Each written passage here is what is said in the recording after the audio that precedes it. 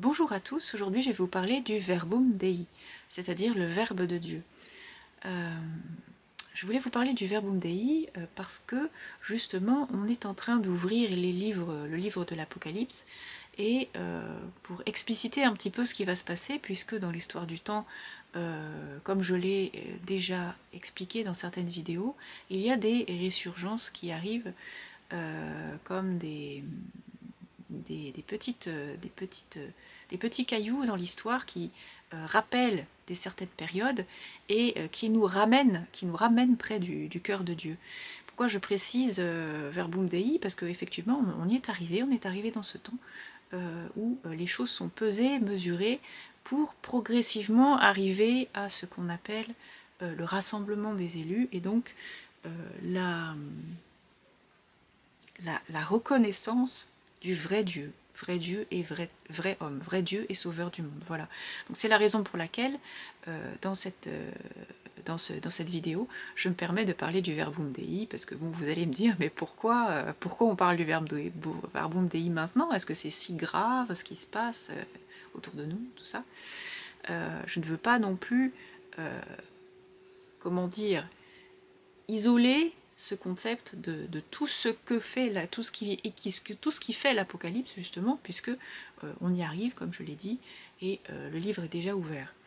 Ce qui fait qu'on y arrive, justement, c'est que, comme je l'ai expliqué, le sens de la loi est complètement perverti, et on ne peut pas véritablement s'en rendre compte, parce que si on s'en rendait compte, évidemment, il y aurait une sorte de déchirure quelque part, des opposants à cet état de fait. Le problème, c'est que là, on n'a pas d'opposition forte. Il y a effectivement une petite opposition, mais cette petite opposition, elle n'est pas flagrante, dans le sens où il n'y a pas de parti pris, il n'y a pas de combat pour que les choses puissent se renouveler. C'est comme si on était menés les uns à la suite des autres dans la même direction, sans que véritablement on s'en rende compte. Voilà. Donc le déclic, ce qui va nous permettre de nous rendre compte que la situation n'est pas celle que le Seigneur a voulu pour nous, et que nous devons agir d'une manière assez forte, c'est que eh bien, ça ne vient pas de l'homme lui-même, c'est une action divine, comme je l'ai expliqué, d'où le Verbum Dei. C'est-à-dire le Verbum Dei, quelque part, c'est une figure qui rappelle la prégnance et l'autorité, la domination de la parole de Dieu comme étant au-dessus de toutes les autres paroles et de toutes les législations possibles et imaginables. Donc si on ne peut pas rappeler dans la législation de par Moïse tout ce qui fait, je veux dire, la formation d'un corpus, comme on dit, d'une doctrine qui amène l'humanité vers le salut, et bien effectivement, si cette législation-là ne tient plus, on va la rappeler, on va la refaire quelque part, on va la recréer, mais pour rappeler quelque part ce qui a été perdu au fur et à mesure du temps. C'est un petit peu comme une sorte de cloche qui sonne et qui vous dit « Tiens, ça vous rappelle ça, ça vous ramène à ce que je vous ai déjà dit à cette époque, et que vous comprenez d'une certaine manière, de manière tiédie, comme si vous aviez le sommeil plein les yeux et que vous ne saviez pas vraiment de quoi il s'agit. » Quelque part, mener quelqu'un d'aveugle, alors que soi-même on est aveugle, c'est pas vraiment l'idéal, on est d'accord.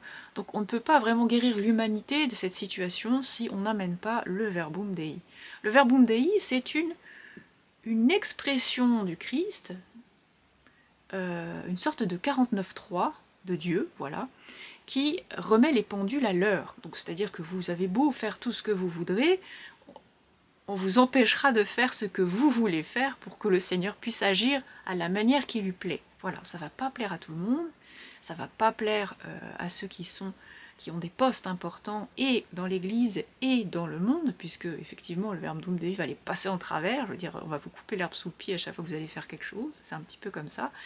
Et c'est quelque chose de très ingénieux parce que vous n'allez pas pouvoir le prévoir, vous n'allez ni pouvoir le prévoir, ni le sentir, et tous les prophètes qui sont autour de vous, qui vont essayer de vous dire ce qui va se passer, seront faux, seront faussés, parce que leur son de cloche ne sera pas adapté à l'heure de Dieu. C'est comme ça, c'est prévu comme ça. Donc, automatiquement, ce qui fera vérité, c'est automatiquement la parole du Verbum Dei. Alors, comment est-ce que ça se manifeste tout ça? Le Verbum Dei, c'est un don qui a été fait pour que chaque parole que vous dites sous l'inspiration de l'Esprit Saint arrive en temps et en heure et à échéance au moment voulu par Dieu, c'est-à-dire dans le temps du vivant de cette personne. C'est en quelque sorte un rappel de tout ce que les grands prophètes ont fait du temps d'Élie, du temps de Moïse, puisqu'on parle de législation et de prophète. En fait, c'est toutes ces choses-là qui reviennent quelque part se glisser dans le temps pour créer une sorte de fissure spatio-temporelle. Et attention, parce que là, je vous envoie du lourd. Je vais vous parler de ces choses progressivement. On parle de quantique, on parle d'autres choses aussi. Mais c'est exactement ce qui se produit. Faire parvenir la lumière divine dans un temps qui est complètement imbriqué dans l'esprit du temps, quelque part dans un temps aveugle de Dieu, vous ne connaissez pas le Seigneur. Vous essayez de vous en rappeler, mais il n'y a pas de résonance à côté de vous. C'est comme si vous étiez dans une sorte de bulle. Et puis vous dites les choses et vous les rabâchez, mais en fait vous perdez de la résonance dans le Christ, vous perdez de la profondeur dans la vérité. Et toutes ces choses n'ont plus de prise autour de vous. C'est comme s'il n'y avait rien qui puisse vous le rappeler. Et donc vous perdez en foi, mais sans vous rendre compte. Vous perdez en vérité, mais sans vous en rendre compte. Et donc c'est là que le Seigneur agit. 49.3. Voilà. En quelque sorte, c'est ça. Mais cette décision ne peut être appliquée que si le Seigneur choisit quelqu'un pour qu'elle soit appliquée. Sinon, il n'y a pas de sens, je veux dire, dans le sens. C'est comme si, en fait, vous parliez de l'Esprit Saint sans vraiment savoir de quoi vous parliez. C'est comme si vous parliez du Christ sans savoir de quoi vous parliez véritablement. Voilà, donc il faut les rappeler sans arrêt, ces choses. Donc, il y a comment dire, un symptôme très important de cette période, pour ce qu'on parle en termes cliniques, un symptôme très important, ce symptôme, c'est de défigurer tout ce qui est spirituel. Alors effectivement, là, on prend plein la figure, tous ceux qui voudront s'exprimer dans l'Esprit Saint et dans la vérité sans prendre d'autres, plein la figure, pardon, mais c'est justement dans ce temps-là que le Verbum Dei prend toute sa place, va essayer de prendre sa force, et donc en créant cette espèce de scission, cette fissure de lumière au sein même de l'humanité, va progressivement agréger autour d'elle toutes les personnes qui auront quelque part un sens véridique, mais n'arriveront pas à trouver une prise dans le temps pour pouvoir l'affirmer clairement. Voilà. Donc ça prendra son essor absolument partout, spirituellement, politiquement, et évidemment, et on va avoir un temps de guerre, puisque on ne peut pas gagner quelque part sans que il y ait des clans qui s'affrontent. Et ça, c'est le sens du vêtement trempé de sang du Verbum Dei. C'est-à-dire que si vous voulez passer, mais que vous n'avez pas l'autorisation du Verbum Dei, eh bien, vous vous écrasez, tout simplement. Parce que dans la force de la parole de Dieu, on ne peut pas passer si le Seigneur ne le permet pas. Ce temps est absolument défini dans le temps de Dieu. C'est-à-dire que à partir du moment où il est révélé à un endroit, je veux dire, pendant tout le temps de son apostolat, ce Verbum Dei, quel que soit ce que vous allez dresser devant son chemin, il ira toujours dans la même direction. Mais jamais dans votre direction. Parce que de toute manière, si le Verbum Dei est là, c'est pour redresser quelque part et rééquilibrer les balances. Donc, la force qui va être émise est toujours la même. Bon, c'est quelque chose qui ne pète pas de mine la plupart du temps. Hein. On va dire, allez, on va lui donner une claque pour voir comment elle va réagir. Et puis bon, effectivement, ça fait une sorte d'effet papillon. Mais c'est toujours la même chose qui se manifeste. C'est-à-dire que à partir d'un point, moment donné, si vous réagissez par rapport au stimuli, que le Seigneur vous permet de vous infliger, si vous réagissez de manière positive, c'est très bien pour vous, il n'y a aucun souci. Mais si vous ne réagissez pas correctement, alors là, je veux dire, c'est comme si on enlevait toutes les cloches, et alors là, ça va être l'affrontement général, et tout le monde se tire dans les pieds. Voilà. Donc ce n'est pas une situation qui est vraiment très confortable pour tout le monde. C'est la raison pour laquelle, je veux dire, cette fissure dans le temps crée un agrégat de choses positives qui viennent s'agglutiner autour du Verbum Dei pour lui accorder sa force. C'est-à-dire que plus vous allez avancer dans le temps, et plus ce verbe, cette vérité prendra de l'essor, de la force et ira dans la direction opposée à celle du temps, effectivement. Alors si elle va dans le sens opposé à celle du temps, il va y avoir une friction, comme je le dis souvent. Cette friction, elle n'est pas très agréable, mais elle est nécessaire, il faut passer par là. Parce que sinon, en fait, si le Seigneur apparaît devant vous, vous ne pourrez pas aller au paradis, c'est impossible. Parce qu'en fait, le travail que font toutes les âmes du purgatoire qui sont déjà en train de recouvrir la vérité, le temps est si long, parce qu'en fait, le travail n'a pas été fait sur Terre, que vous, si par exemple, imaginons que dans un temps donné, et c'est effectivement ce qui va se passer, le purgatoire disparaît, bon, eh bien vous aurez le choix entre aller au paradis ou aller en enfer, et je vous assure que c'est pas très drôle. À partir de ce moment-là, c'est catégorique, soit vous allez vers l'un, soit vous allez vers l'autre, et si vous ne vous êtes pas préparé, et ben tant pis pour vous, voilà.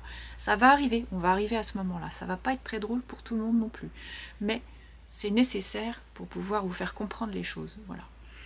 Donc, comment est-ce que ça se manifeste? Ça se manifeste par une parole qui est dite. Si la parole est dite, elle est dite. On ne peut pas revenir en arrière, on ne peut pas échanger une virgule de cette parole. Si par exemple je dis que la virgule elle est là, bah, elle n'est pas au début, elle n'est pas à la fin, elle est au milieu, voilà, point final. Et si par exemple j'ai utilisé un mot au lieu d'utiliser un autre mot, ce sera le terme. Ce ne sera pas un autre terme. Et de la même manière, par exemple, si j'écris quelque chose, si ce verbe de Dieu a l'expression écrite, cette expression ne sera pas changée. S'il y a des virgules, il y a des virgules. S'il y a un tiret, il y aura un tiret. Et s'il y a un point, il y a un point. On ne changera rien de ce qui a été écrit. Et tout sera véridique. Voilà. À la virgule et au mot près. Donc, toutes ces choses-là, et même les images, je veux dire, c'est-à-dire que si par exemple on s'exprime de manière visuelle et que l'on essaie de peindre quelque chose, même le petit coup de pinceau à droite qui fait l'équilibre dans la composition aérienne, elle aussi sera véridique et prendra toute sa place dans l'histoire. C'est pour vous dire. Tout ça est véridique. Tout ça est véridique. C'est écrit dans l'Apocalypse, mais comme je le dis, ça arrive à un temps nommé, un point nommé, et on ne peut pas échanger ce temps contre un autre. C'est impossible. On ne peut pas, par exemple, comme a fait le pape Jean-Paul II à une époque, et même aussi le pape Benoît XVI, essayer de repousser ce temps, ou de le ralentir, ou de l'accélérer. Non, ça y est, une fois que le temps est arrivé, le temps est arrivé. Une fois que le Seigneur accorde son don, il l'accorde pour tout son peuple. Voilà. C'est un fait pour le don de tous les croyants, c'est que pour tous les croyants, c'est qu'une fois que ce temps arrive à son départ, à son top départ, il faut prendre le pli. Si vous prenez le pli, effectivement, vous êtes dans la dynamique de la motion, de ce verbum dei, vous vous y insérez pleinement et vous prenez toute la force de ce verbum dei. C'est pas comme si, par exemple, vous étiez tout seul dans votre coin à faire votre petit pâté de simple et puis à savoir si quelqu'un va venir voir ce que vous faites dans votre coin. Ce n'est pas du tout ça. De toute manière, à un moment donné, tout tourne autour, puisque nécessairement le Seigneur lui accorde la force nécessaire pour que se fasse, et donc cela se fera. Alors, c'est un temps où il y a un jugement immédiat, donc quand le Seigneur dit « je suis », quand il se présente à Moïse et qu'il dit « je suis », c'est bien parce que c'est immédiat, c'est un présent, c'est pas j'étais et je serai, quoi qu'il soit, à la fois tout ça, mais je veux dire c'est je suis, c'est-à-dire je suis manifeste immédiatement, dans le verbe, je suis manifeste immédiatement. Donc il y a de la stratégie divine, mais ça personne ne peut parier à ce genre de choses, parce que personne n'est préparé, surtout à ce moment, et il y a aussi des échéances divines qui sont très concrètes, elles sont concrètes. Si par exemple je les vois, bon d'autres ne les voient pas comme je les vois, mais c'est exactement le sens divin. C'est-à-dire que si par exemple un figuier donne pas de fruits, ben un figuier donne pas de fruits, on va pas essayer de bêcher pendant 40-10 ans en mettant du fumier pour voir si ça pousse et si ça fait du fruit. Ça fait pas de fruits, et ben voilà, et ben on le prend, on le casse et on le brûle. Voilà, tout simplement. Et c'est véritablement ce qui donne de l'oxygène à la flamme divine, c'est-à-dire à l'Esprit Saint, pour qu'elle puisse prendre dans le corps entier du Christ.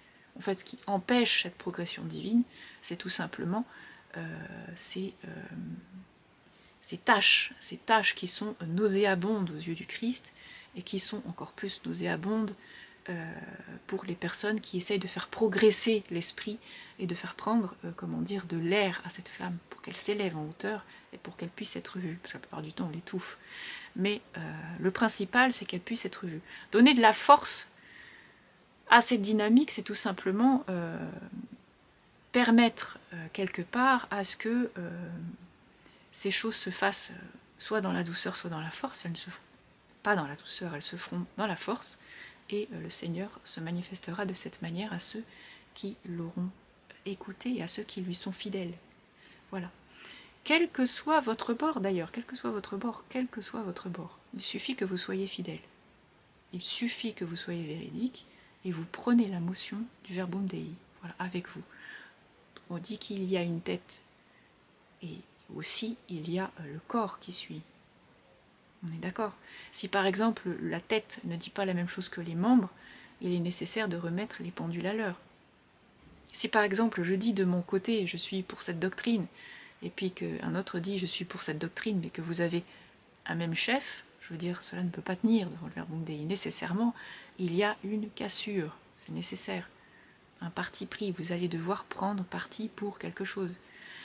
Et c'est nécessaire et ça engage votre foi, et c'est là le véritable sens de cette foi qui est la nôtre, c'est-à-dire vraiment se poser pour le Christ, non pas d'une manière catégorique, dans le sens on s'oppose aux autres, mais dans le sens on ne craint rien, on est confiant, on sait que le Christ est vainqueur de toutes ces situations. Voilà, c'est le sens de la résurrection du Christ d'ailleurs, c'est le sens de la Pâque, c'est le sens de toutes ces choses qui arrivent progressivement. Alors, je voulais venir au Verbum Dei, pourquoi? Parce que ce qui va relâcher l'Esprit Saint progressivement en nous, c'est que nous revenions à ces choses progressivement.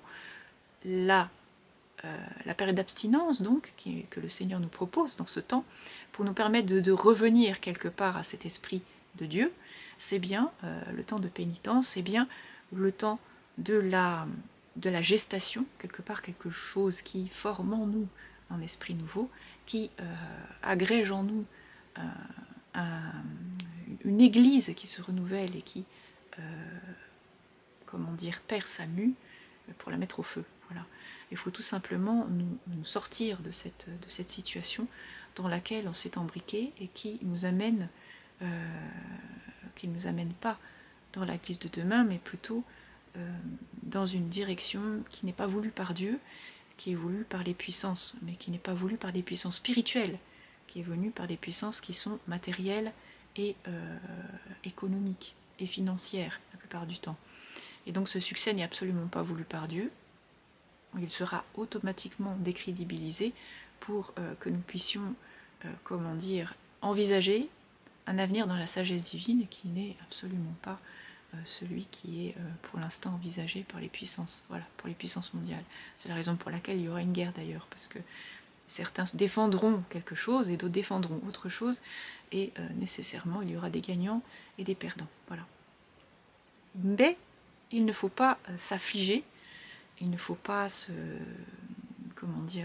s'attrister de cette situation, puisque c'est ce que le Seigneur nous a dit, redressez-vous, réjouissez-vous, puisque votre rédemption approche, elle est proche cette rédemption.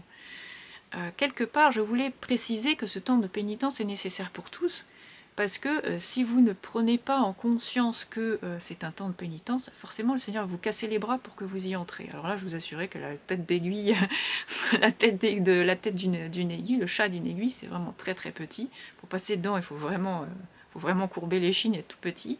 Donc vous allez y passer, on va soit vous forcer, soit voilà, vous allez de l'autre côté, puis on ne parle plus. Mais soit vous passez pas, comme on dit. Donc le principal, c'est vraiment, dans ce temps de pénitence, vous rappeler que vous devez vous tenir à ce qu'il y a dans la loi divine, donc pas de boisson alcoolisée, rien, vous faites abstinence vraiment de ces choses. Pas de repas abondants non plus.